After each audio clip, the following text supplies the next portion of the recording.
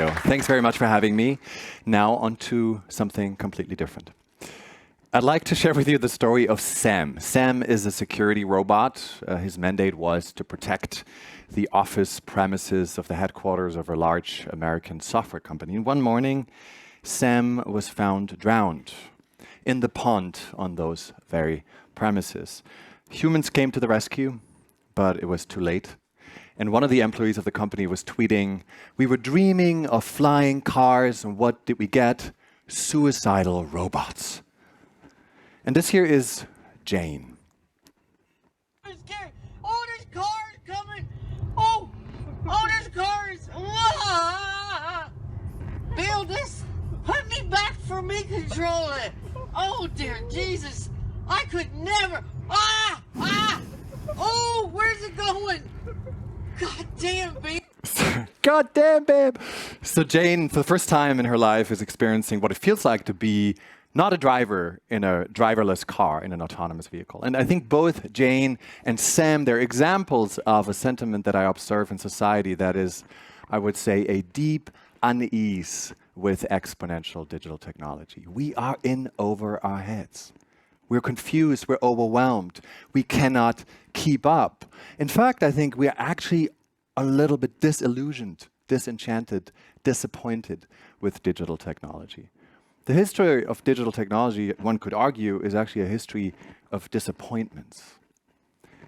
We were hoping that big tech, the big internet platforms from Silicon Valley, that they were going to create a more inclusive, a more connected, a more democratic world, a better world. What did we get?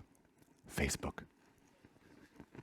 And not just since the Cambridge Analytica scandals and lots of other ethical failures have we come to realize that the price of the promise of a connected world is very high. It's the loss of our data sovereignty, the loss of our data autonomy, and perhaps even our human agency. Now, there's a lot of talk recently about the humanization of tech and the humanization of business and human-centered design and human-centered experiences and human-first technology. But to be honest, I think to date, the focus of all of these attempts is still very much about the human factor as in convenience. Convenience and optimization as in efficiency gains. And it's only to be expected that this pressure in terms of efficiency gains is going to increase. By the way, this is an image from 2015. I just realized it's 2020. Actually, Davos is this week. I'm not sure if any robots are sitting on stage. But you've seen all the numbers probably. The infamous Oxford study from 2013, 50% of the human workforce to be expected to be replaced by AI and robots in the next 20 years. There are more moderate outlooks, such as the one by PricewaterhouseCoopers, about 39% of jobs in Europe to be automated in the next 2 decades. McKinsey says 46 or 47% of all tasks can already be automated based on existing technology, at least partly. So no one really knows how this is all going to play out. But I do like the statement by my friend and colleague Gerd Leonhardt, a futurist, who once said, if you can describe your job in one sentence, then chances are you're not going to have one much longer. Which is to say that any work that is repetitive, monotonous, linear, process-driven is very likely going to be replaced by a machine, which will do it more efficiently. And that's not only going to affect factory workers and taxi drivers, but increasingly so knowledge workers. The Brookings Institute just published a study saying it's especially middle management, notaries, investment bankers, researchers, journalists, all the knowledge workers that are increasingly affected by automation. Now, there is obviously legitimate fear of being replaced by a smart machine. But for me, the greater concern is that we humans become smart machines ourselves. That we begin to implant microchips into the bodies of our workers to track every single one of their moves in the spirit of the surveillance economy, as some retailers have begun to do. Or that we use so-called artificial emotional intelligence, promoted by companies such as Affectiva or Emotion, to track our emotions, analyze them, and ultimately manipulate them. That we're seeing the rise of the so-called quantified self, the quantified workplace, assuming that only what we can measure, we can manage and is valuable. Case in point, this app from Silicon Valley, it's called Don't Worry, Be Happy. It tracks your facial expressions at the workplace if you're performing a task in front of a computer. If you stop smiling, if you stop being happy, it deletes everything you produced over the last hour. So it's a very subtle way of social conditioning and employee motivation. And this obsession with the quantification of ourselves, with constant optimization across all aspects of our lives, has infiltrated the most private, intimate aspects of our very lives. There's an app called Spreadsheets that promises its users to enhance their sexual performance based on data analytics from previous performances. If that's not your cup of tea or it doesn't work for you, there's an app called Breakup Text that lets you send automated breakup text messages. So see, the great question is not whether machines will be able to think. You asked this earlier, Lerke, this morning. They will be able to think, but the much bigger question is, will we humans still be able to feel? Because when everything is predictable, measurable, and can be engineered, are we losing the magic of unexpected encounters? Where are those experiences that punctuate our routines, that give us magic and meaning? Where's the romance? Are we at risk of engineering the romance out of our lives? So we've been at a point of such disenchantment before. That was about 200 years ago, when the original romantic movement, remember the romantic poets and philosophers, when they revolted against the prevailing philosophy at the time, which was enlightenment, scientific rationality, pragmatism, empirical evidence. And the romantics said, it's way too narrow to grasp the complex, elusive, mysterious human soul. So they espoused alternative virtues, such as emotion, suffering, inconsistency, mystery, and yes, unpredictability. And I think we're at a similar moment in time. We need a new romantic movement, a new romantic revolution, this time in response to the disenchantment caused by the datafication, the quantification, the automation, the optimization of everything. Romance is what makes us human against the backdrop of exponential technology. And romance is also the ultimate differentiator when everybody else is just maximizing and optimizing. As machines take our jobs and do them more efficiently, the most important work, if not the only remaining work for us humans, is the kind of work that must be done beautifully rather than efficiently, with care, empathy, imagination, and love. Now, how do you do that? How do you take these ideas and operationalize them on Monday? How do you operationalize romanticism in business? I'd like to propose 3 principles. I call them the rules of enchantment, the rules of the business romantic, that might help you do so. First, do the unnecessary. In other words, embrace downtime. So I once worked at a company that was the result of a merger of a large IT outsourcing firm and a small design boutique company. We were bringing together 9,000 software developers, predominantly from India, and 1,000 creative folks, designers from the West Coast in the US. 2 vastly different cultures. And to unify these 2 different cultures, we were going to launch a 3rd new parent brand to create a new identity. And the new brand color was going to be orange. Now, as we were going through the launch plan, we, the management team, line by line, we decided last minute to cut the purchase of 10,000 orange balloons that we had meant to distribute to all staff worldwide. They just seemed cute, unnecessary. And the chief financial officer said, I think, they're not mission critical. So we cut them. And we didn't know back then that our decision to cut the purchase of these 10,000 orange balloons marked the beginning of the end, that these 2 organizations, 2 cultures would never merge, never become one. And sure enough, the merger eventually failed. Now, did it fail because there weren't any orange balloons? No, not entirely. But the kill the orange balloons mentality permeated everything else. It became toxic. And you might not always realize it, but when you cut the unnecessary, you cut everything. To lead with beauty means to rise above what is merely necessary. So whatever you do as you transform, digitally or not, do not kill your orange balloons. He knew this. Steve Jobs. So I used to work for Frog Design in San Francisco for 7 years. And I heard all these stories about Steve Jobs from our founder who had worked with him very closely. And one of the stories that really stuck with me was that he insisted on designing the interior of the computers, the motherboards, with the same love and rigor as the exterior. Jobs said the customers can't see it, but they can feel it. It's the spirit, the soul of a product that matters, the unnecessary, the invisible. Because it's that very soul that actually constitutes intimacy in the relationship to the customer. And it brings us to rule number 2. Create intimacy. So I recently came across a study that said that the average American has only 2 close friends. Now, the numbers are very, very similar in large parts of the Western world, and they have been deteriorating over the past few years in Europe as well. So much so that experts speak of a loneliness epidemic, an age of social isolation, which is really strange, isn't it?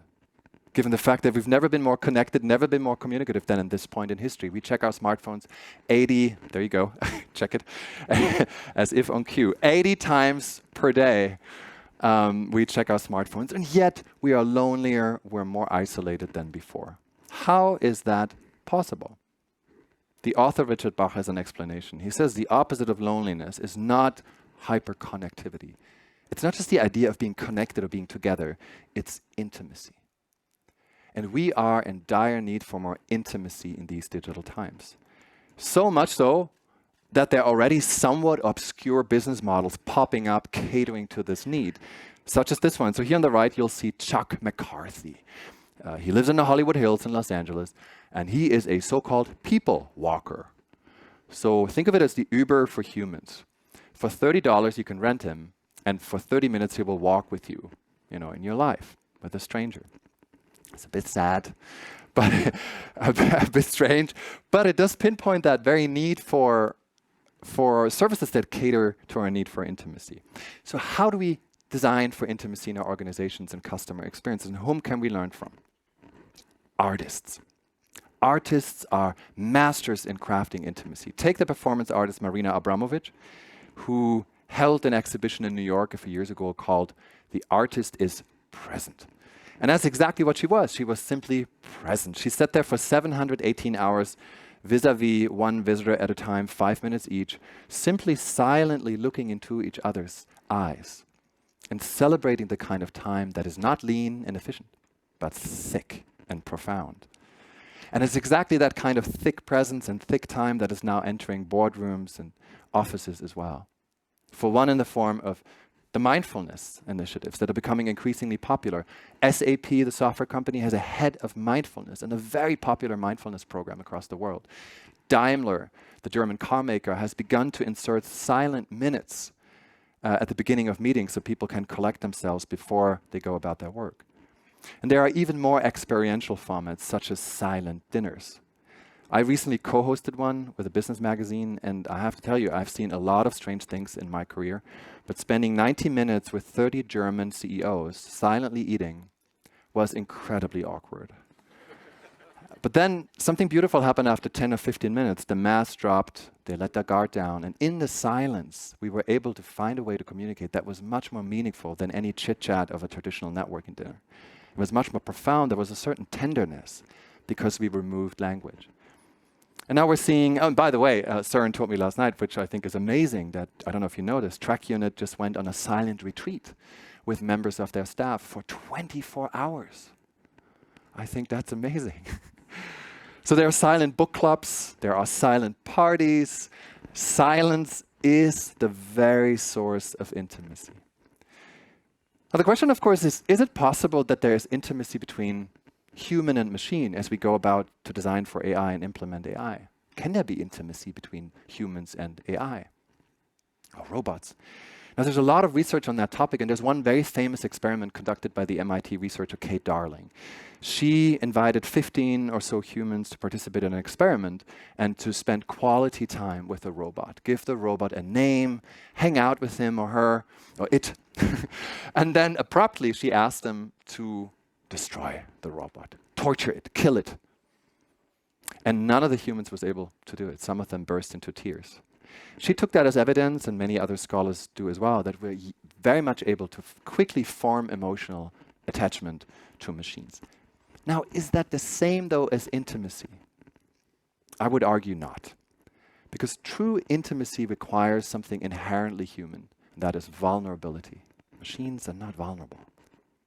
And vulnerability requires also an inherently human quality that is very much the quintessential quality of romance, and that is to suffer a little. And that is the third and the last of the rules of the business romantic. Now, suffering in business, that seems really not to be part of the common vocabulary. In fact, most of our customer and workplace experiences are designed for ease of use, convenience, comfort, instant gratification. Amazon being the poster boy, which will soon deliver everything our heart can possibly desire to our doorstep via drone. I don't know if you noticed, but in Japan, you can already order a priest through the Amazon platform. So yes, we do appreciate convenience, but why is it that at the same time, thousands of people jump into ice-cold water in cities worldwide as part of this phenomenon called ice swimming? Not very convenient, a little bit of suffering. Why do some people really enjoy walking on hot coals? And why do more than 60,000 people embark on this annual pilgrimage to the Black Rock Desert in Nevada to celebrate Burning Man? Has anyone ever been to Burning Man Festival? So it's a week long of radical self-expression, basically gift economy, and it's testing the boundaries of your own narrative and identity, sleeping in the desert. So why do we do this? Why do we seek these not very convenient experiences? The author Lila Davachi has an explanation. She says, yeah, it's true. We say we want more time, we want to save time, but what we really want, that's true for B2C and B2B, and it's true for business, we want more memories. But there's something else going on. If you talk to evolutionary psychologists, they will tell you that our brains are still wired like in the Stone Age. That we're still looking for these life-threatening, critical, existential, precarious experiences that give us a sense of fitness in the face of danger, that make us come alive in the face of something extreme. The problem is we have designed or we have engineered all of these dangerous experiences out of our modern domesticated societies. Thank God they're not as dangerous as they used to be. But we're still looking for these extreme experiences, right? So what do? Well, we create substitute experiences. We go bungee jumping, skydiving, we run ultra marathons, or we go to the football stadium. Ney, la penjarà Neymar, apareix Sergi Roberto!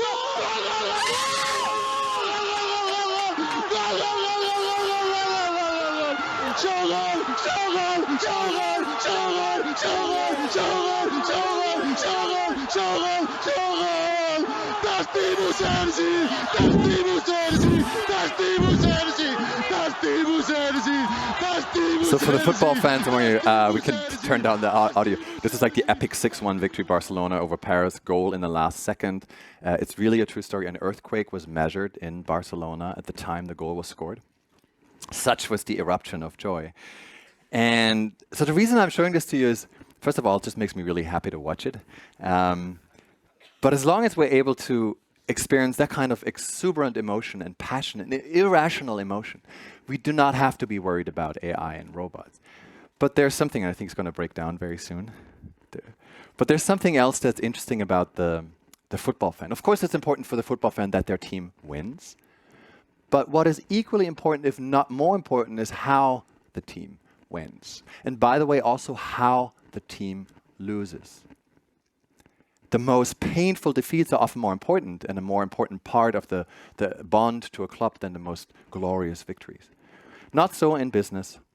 In business, we always play to win. I mean, look at all these books. I wish I had read one of them at least. We're always playing to win in a winner-takes-all economy, winner-takes-all society. I would argue, though, that in the future, we are all going to be losing. We will be losing. We will be losing the stability and continuity of traditional employment. We are already losing control over our brands. We will be losing authority in increasingly flat and decentralized network organizations. We will have to commute and travel between different cultures, identities, and organizations and networks much more often. We will have to exit and enter relationships more frequently. We will have to reinvent ourselves constantly.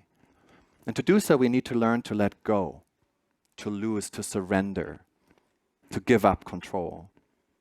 And that requires new rituals, new practices of transition. So, to summarize, these are the 3 rules of the business romantic, the 3 rules of enchantment. Do the unnecessary, create intimacy, and suffer a little.